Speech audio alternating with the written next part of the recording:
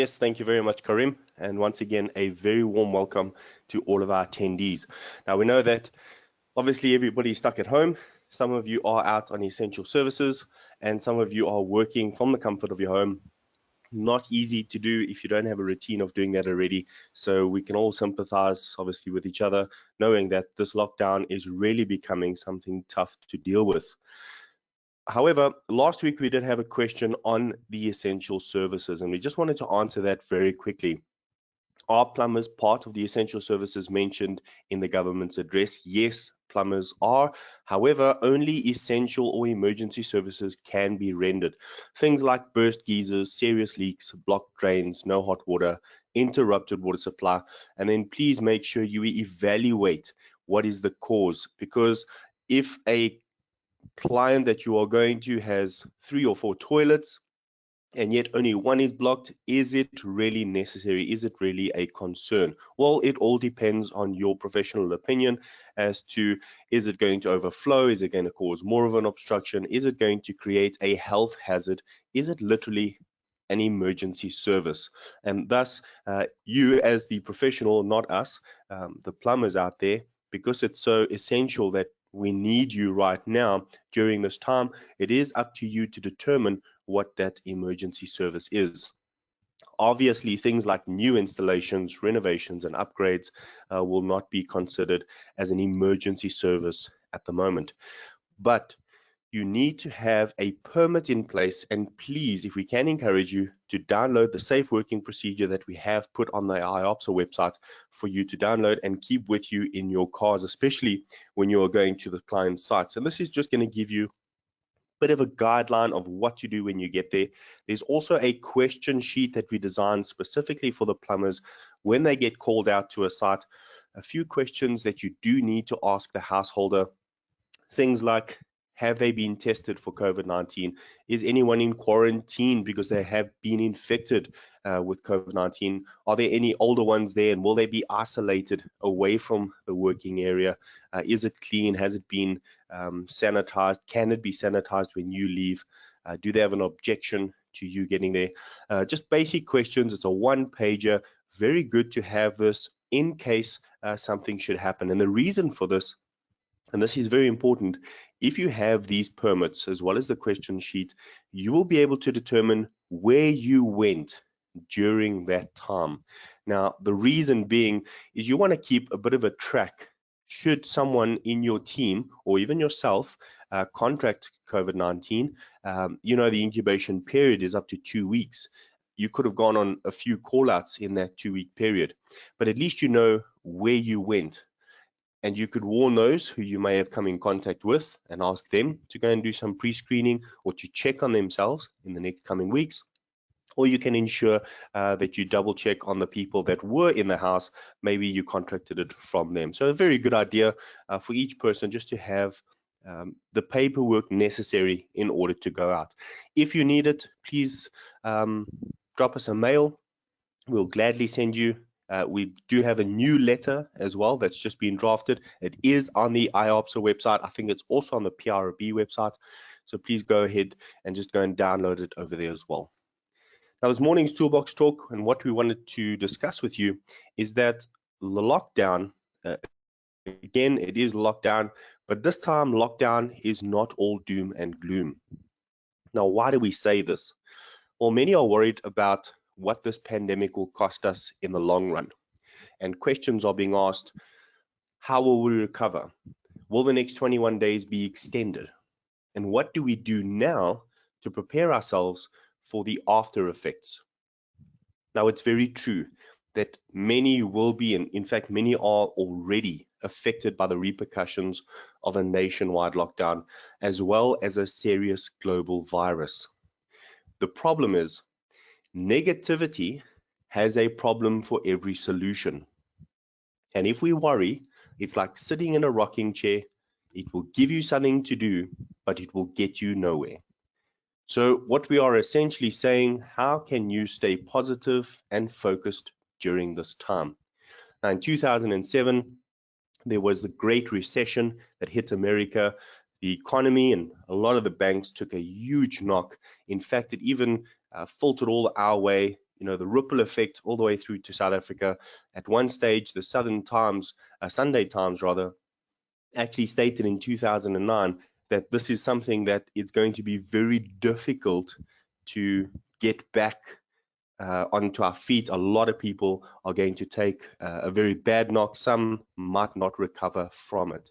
And that was in 2009, over 11 years ago. Do you remember it? Do you remember what you did? Did it affect you? How did you cope? Do you not even remember it? Is it something that you might either have forgotten or didn't even know happened during that time? Well, either way, we can learn from the example of a lot of people during that time that went through such a recession. Now, in our time, obviously, it's unique, it's very difficult. And the fact is, then it was just a basic get back to work, try and work as hard as possible. Many people cutting down their prices a little bit in order to get more work, just to make ends meet, just to get the basics in. With us at the moment, we are stuck at home for the next 21 days, and that is what is posing a huge threat to smaller businesses, medium businesses as well, and many individuals who had work but are being laid off during this time. Now, there is some good news. If you are a business owner and you cannot assist your employees financially, so that means you yourself, you cannot pay them to be off during this time, there are suggestions that you can maybe take some advice. You can use it, don't use it. It's not coming from ourselves. It's just research that we've done. And we've been given a lot of information on what you can do as business owners to continue to support your employees. For one, the working from home is a great solution for businesses who are able to do that. So if you are able to get your employees to work from home, this would be solution number one. They can continue to work as well as continue to run the business. The problem comes in when it is service related. In other words, the service that you provide is really to the public. So shops close down, well, essentially you've got no business coming in and you cannot have employees working from home. And this very much ties in with you as a plumber. A plumber working from home, great. You can fix all those tasks that you had throughout the year that you've been wanting to finish, but can you provide for the economy of your company? In other words, bringing in more cash flow. And this is the difficulty. So the government has made arrangements through the UIF, a special COVID-19 fund that is going to be paid out. And there's a few documents and obviously certain things that you've got to go through, things that you have to submit as a business owner in order to get paid out through the UIF. So they have made certain provisions, but I have not tried it. So we would like to suggest, if you go through either of the UIF or one of the banks that you might be using, if you've come right and you have had success, please let us know. And the reason for that is because I myself, I've let my employees go home. I can afford to pay them for the next 2 months. Fortunately, I'm in that position. I do not need to get outside assistance. But those who do need to get outside assistance might have quite a battle, and we need to know what that battle is. First of all, so we can source some help for you. And secondly, if you are successful, give us that recipe so that we can hand it out to those who desperately need it as well. Again, we are looking for solutions to our problem, not problems for every solution. So the greatest glory in living lies not in never falling. We will fall, but it's in rising every time we fall. And I'm sure you will agree with that. We will come out stronger. Yes, we are going to take a knock. Many are. But if we work together, we can come out on a positive footing. So does that mean you have 21 days off? Or does it mean we can take a little bit of reflective action and really take a look at what we are going to be doing to not only assist us during this time, but to assist us after this time? And that's where the key lies. Getting through 21 days at home Many are saying are difficult because they're spending more time with their husbands or wives, spending more time with their kids. I only think that is a positive. And yes, it is a joke, but many of you would agree that is a huge blessing, a blessing in disguise, actually, to be able to spend time with your family and really get to know them. But jokes aside, after the 21 days is when we have to start recovery process, and it is going to take time. Now, for many out there, it's basically reopening and continuing business as normal. Some are not that fortunate. 21 days of not working may mean costing their business. Or where are you in that stream? Are you going to be able to continue working as normal? Are you able to um, find resources that are available to assist you in reopening? Well, that is where we want to help as well. So if you are not finding the right available resources and you are not sure about an action plan, we are asking those who already have some sort of successful routine or an action plan of what you are going to be doing to assist other plumbers out there to know and understand what availabilities are there for them to be able to just continue working. Yes, it is going to be a tough process, but it is a stage of recovery that they can get through. So please, we want to encourage you to do these 6 things. Take some time during the 21 days to relax. Don't panic, don't stress. Stressing, as we mentioned, if you worry, it will give you something to do, but it will not make you proactive. So take time to relax, enjoy your break, but where you can, spend as much time with your family. Keep a routine. So if you are not working from home because you are not in an administrative position, is there something that you can do that continues your routine of work-related items? And we've got a suggestion for you as well. Number 4, talk about what you are feeling and encourage others to do the same. It is extremely important to keep positive, but we do need to speak about how we feel about this time. Now, there's a way to go about that, and I'm speaking mainly to the gentlemen out there. We do have very passionate ways of speaking, and sometimes when we talk about how we're feeling, we might get a bit abrupt and we might get a bit angry because of the situation that we're facing, and we might start to bring down the conversation and become negative. What we're encouraging you to do is talk and listen. So speak to your partner, speak to your husband, your wife, speak to your children, and let your children speak as well. And this is going to assist you to understand where your family's needs are currently lying.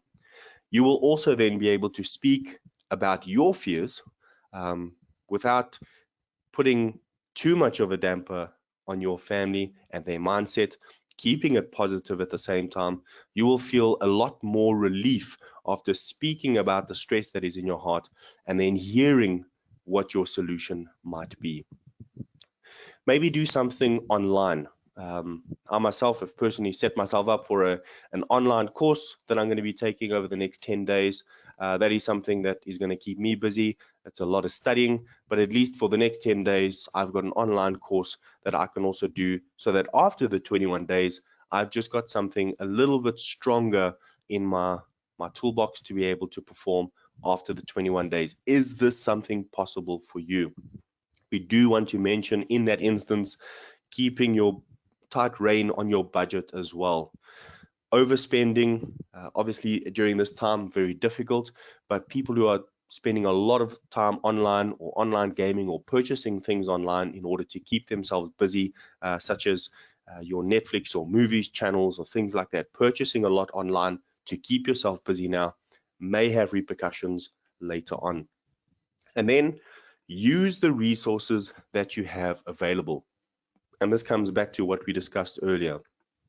If some of those resources have been used by yourself, please give us your feedback and assist those who might not either know about this resource or might not have taken advantage of it. And then have fun. We encourage you to have fun during this time. Family time is extremely important, and it should be fun and encouraging. You can use ideas that you found on social media or from friends on your WhatsApp group, or from many that you've either heard from or online about what they've done to help them to enjoy their time during these next 21 days. So enjoy the time that you have. Take time out to spend with your family in upbuilding activities. So if you have some suggestions, why not reach out to us to tell us, what are you enjoying? Send us a few pictures, send us a few videos if you'd like. You've got the WhatsApp number. We'd love to hear from you. Yes, it doesn't have to do with health and safety. I do understand that, but it really is nice to keep in touch with people during this time. And if you're having a bit of a difficult day, reach out to us as well. We're not therapists, but we can talk, we can chat to you, maybe give you some guidance on what we're doing and assist you to do the same. So a few things that have already been sent to us is perhaps reading a book, declutter your home. This is a great one.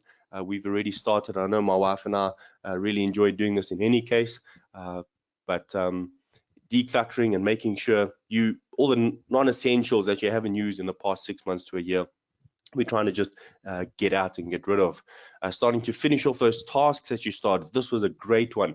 A few things that we start on weekends, still trying to take a break and still working a 6-7 day week sometimes. These tasks start getting left behind. And that's a great way to feel successful and feel positive during this time. When you complete something, you start feeling good.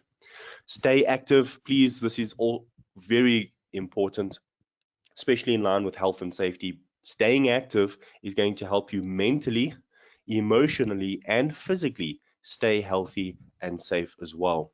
And then stay in touch. Stay in touch with ourselves, stay in touch with your family, your friends, whether it is done online, on WhatsApp, phone calls, Zoom meetings, Skype meetings, whatever you're using. Stay in touch with people and really speak to them, listen to what they're going through, and perhaps you might help someone in need as well. Take an online course, build a veggie garden, or start a hobby. It all depends on what you want to do. Our suggestion is to do something that builds you up and makes you feel successful, encouraged, and positive. And at the same time, have fun. But now I come to the question, what does this have to do with occupational health and safety? What we are currently experiencing has effects on our economy. And much like in the past, in 2007, all the repercussions and the filter effects down to us throughout even 2009, we had this industry standard where people got together and assisted each other. But you would probably agree that currently it is all about the problems we are facing, and we are hearing little about solutions. Now, to get through any crisis or disaster, the need for mental health and physical health is extremely important.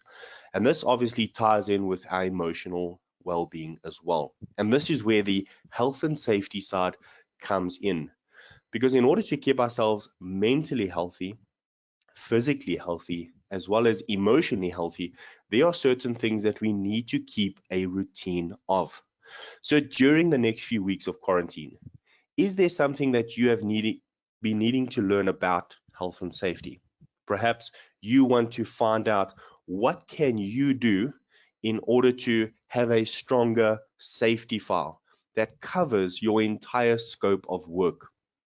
Perhaps you want to get started with things right now for your own company, taking from the risk assessment and understanding how to unpack that risk assessment and build safe working procedures, safe operating procedures, method statements, designing induction templates based on your scope of work. We're not talking about a copy paste solution. We are talking about a solution that has one string from your risk assessment into your file. And that one string or that one theme is your scope of work and how to keep you and your company safe. Now, why do we say that this is such an important thing? Well, after these 21 days, you are going to go back to work.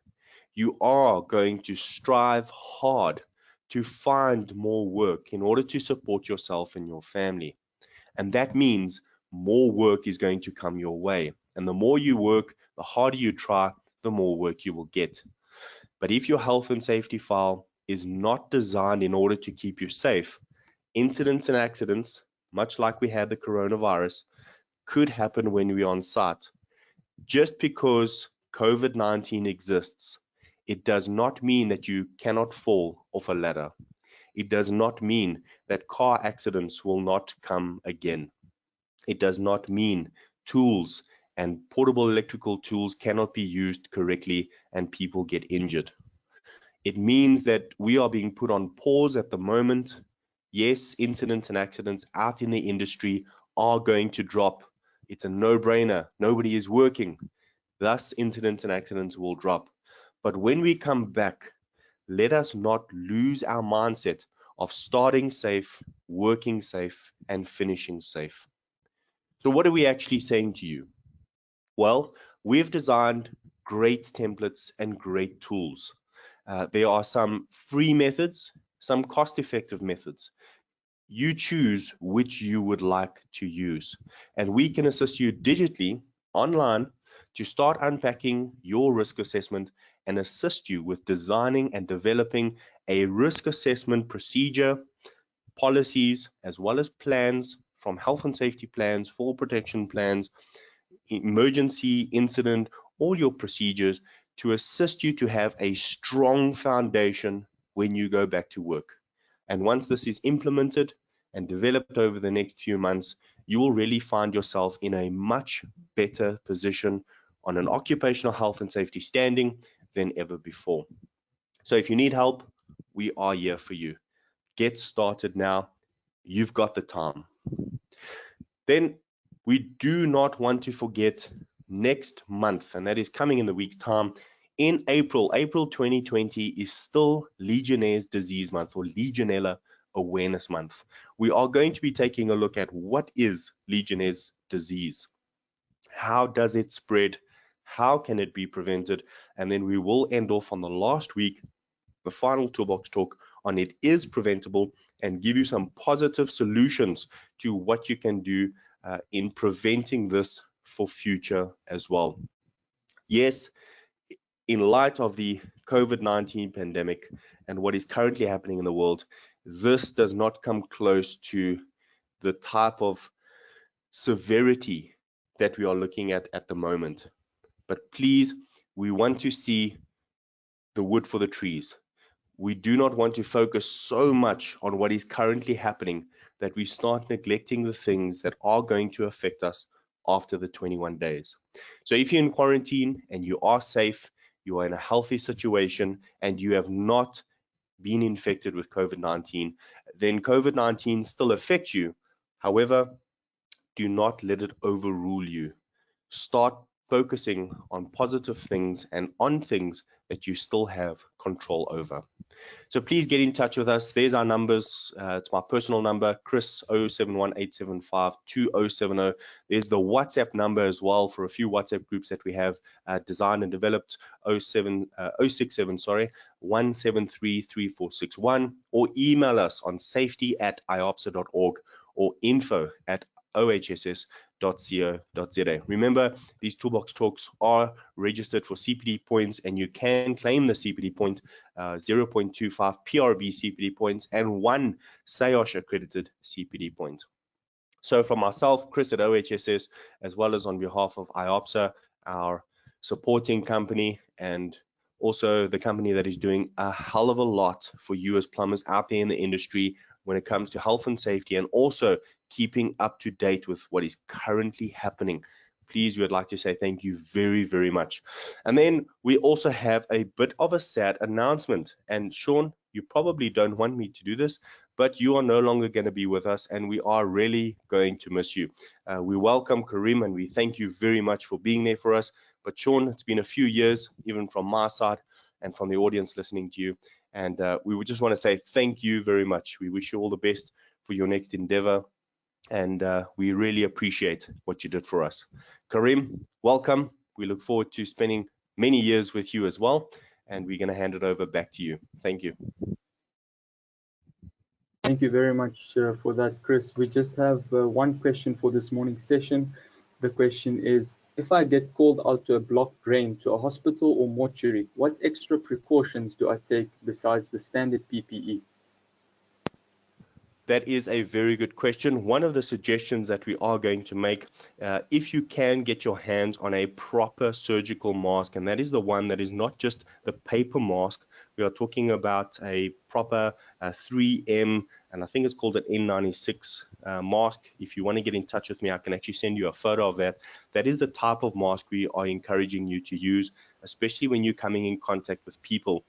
The issue is when you are dealing with waste pipes in a hospital, you're also going to come in contact with things that might be contaminated with a person's feces or urine, and that might also be carrying the coronavirus around, perhaps for a certain time being, and you might be experiencing the aerosol version of this coming out through the pipes. So again, we are going to ask you to have a proper respirator with the actual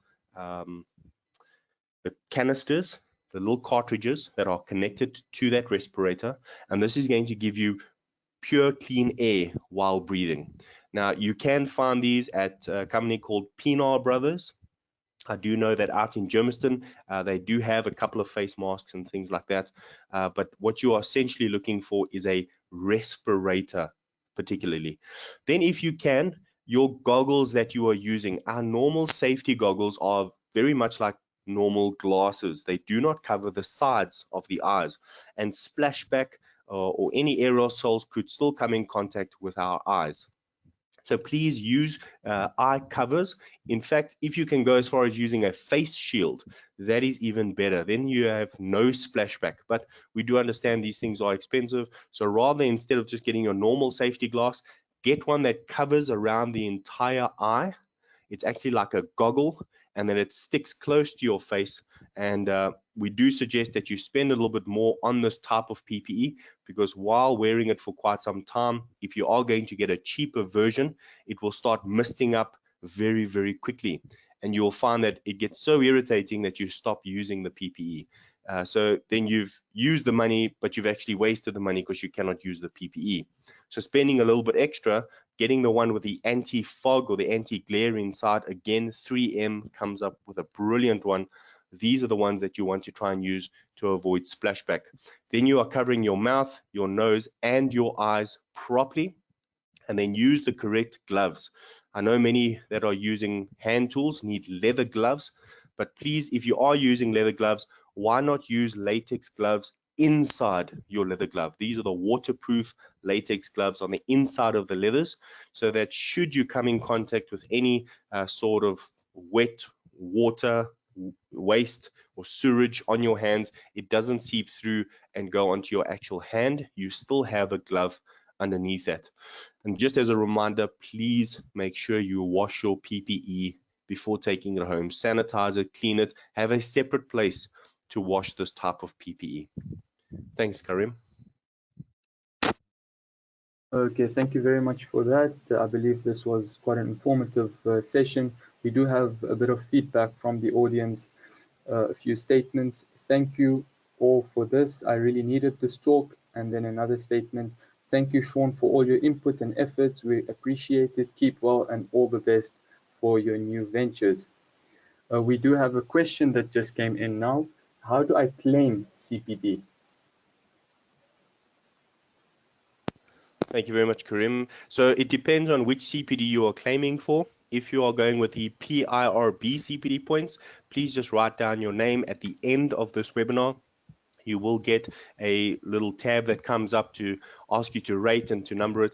You're also going to be asked for your PRB number. That will then automatically allocate you your PRB points. Just give it some time for the ladies back at the office to get your number after this and all the analytics. If you are going on your SIOSH CPD point, then you need to log into SIOSH, go into the CPD point area, put your CPD points for the FEM toolbox talk or the Iopsa toolbox talk, allocate yourself the CPD point, and it's much like claiming any other CPD point through SIOSH as well. Thanks, Karim.